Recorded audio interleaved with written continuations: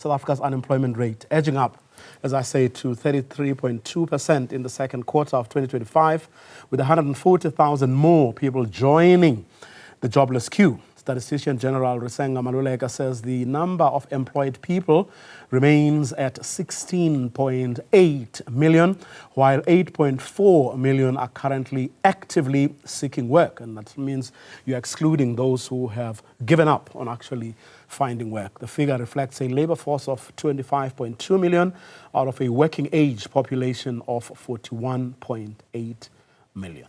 By far, the most vulnerable to joblessness are the youth. Let's now go to the University of Johannesburg, where our reporter Ntokozo Khumalo is standing by. Another quarter, Ntokozo, again, another figure telling us that our unemployment situation is just getting worse and worse. Absolutely, Vuyo. Good afternoon. And it doesn't seem that there is solutions that are coming on the horizon. In the second quarter, only 4 of the 10 economic industries managing to keep or actually create any new jobs. And as you rightfully said, youth and women remaining the most vulnerable in the economy when it comes to women, particularly Black African women. But I am here on at UJ on Empire, and really to unpack a program that looks to upskill those very women, both young and old, with technology skills that they can use to not only secure employment, but to create their own employment. And before I talk to the president of the Women in Mining South Africa, Mamusa Modise, I'd like to just hear from Prof. Ocho, who is part of the program. You met Mamusa about 2 years ago, as I understand, to have this program then come to life. Mamusa is in mining, but as you explained to me earlier, the program not just focusing on mining, but various industries, and also the demographic of women that you actually target. Could you just quickly talk us through that? Thank you so much. Being the Women's Month, right, the short learning program are part of the UJ Digital online program. We call it the Online University. And in Faculty of Humanities, we have decided to offer these short learning certificate programs, right, to empower women to facilitate digital inclusion, women leadership, women representation, economic empowerment, sustainability, and most especially to facilitate societal impact, right? So we've been trying as much as possible to work with different sectors to ensure that we empower women as much as we can. So part of this short learning program is on African women and the 4IR, right, which we all know that University of Johannesburg is highly, has a high percentage, representing that sector. And this came into being after the COVID, when we saw that there is a huge gap, right, between women. And this short learning program, together with HAWIMSA, right, is made to empower 2 cohorts of women, right? We have those who are female graduates who are yet unemployed and needs to be empowered to be sustained on their own.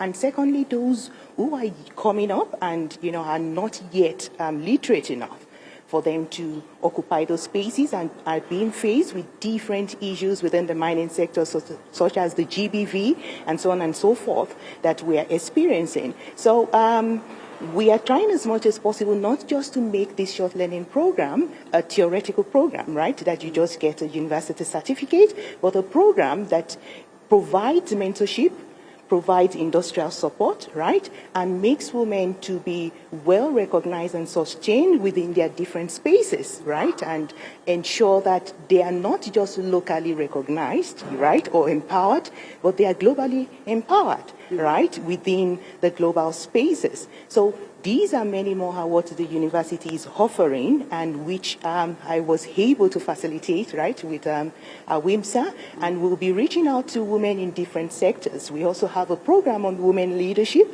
It's for empowering women to be sustained in their different leadership positions, because as we well know, in research, we've seen a subtle decline, right, of women in leadership, which is not yet out there, right? Yeah. And we are trying as much as possible to ensure that that gap is actually being filled.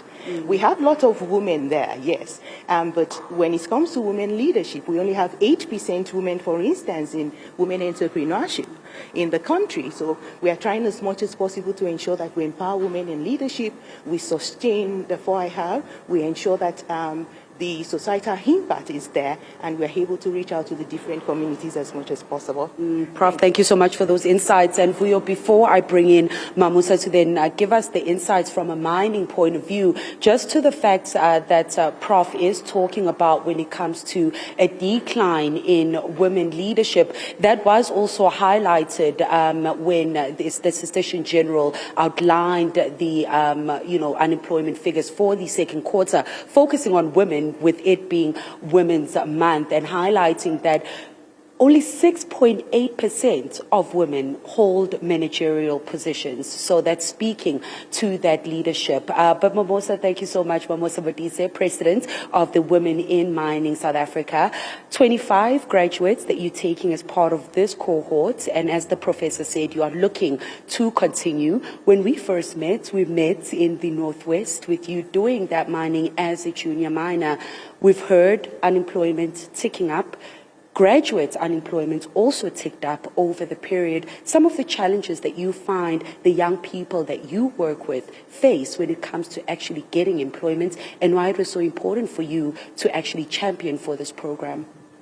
Thank you so much, Ntokozo. You know, it took me more than 2 years to actually make sure that this program is up and running. I met Prof. Ojo in some other conference, and then I told him, as a woman in mining South Africa and as a leader of women that are in the mines, and being in the mining space, seeing the challenges that women are facing, unemployment rate around the mining communities, it was really painful for me, because this thing actually took me hard to make sure that this program has been implemented. So I had to have a meeting with him and told her, what is it that you can do so that my unemployed graduates that are in my database are getting exposure, so that they can also be able to work and have a sustainable income for themselves.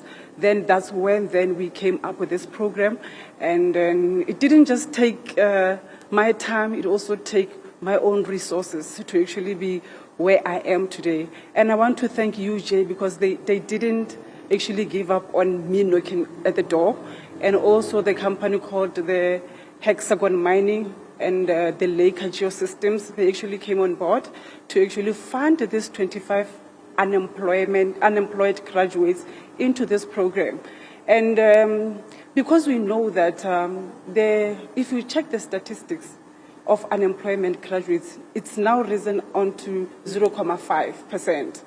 and leading to 11% overall, 11.7% overall.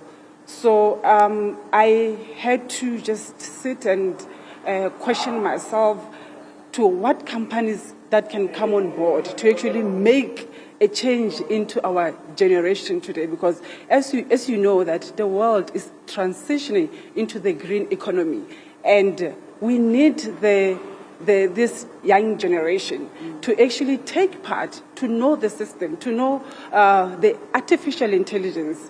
So that's why I had to say, because now the world is transitioning into the green economy, we need to make sure that we develop these young graduates. Mamosa, we are going to carry on with the conversation. Unfortunately, we've run out of time. Thank you so much for talking to us. Vuyo, we are going to head over to the main campus just to engage with some of those graduates that are part of this program. But as you rightfully said, one of the biggest issues when it comes to employability in the country is the lack of skills and future-forward skills, Vuyo, that deal with issues such as climate change, and also empowers young people with the ability to be able to use artificial intelligence. So I'll dig in a little bit more into how this program works and how young people, but also older women, such as myself, who are looking to maybe upskill themselves, look for opportunities to start a new business, could tap into programs such as this to empower themselves as we see unemployment continue to tick up. Vuyo.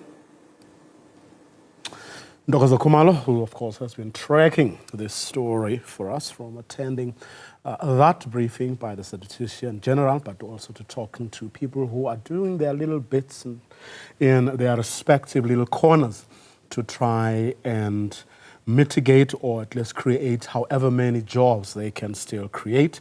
But all of that doesn't seem to be working as well as people think it can actually work.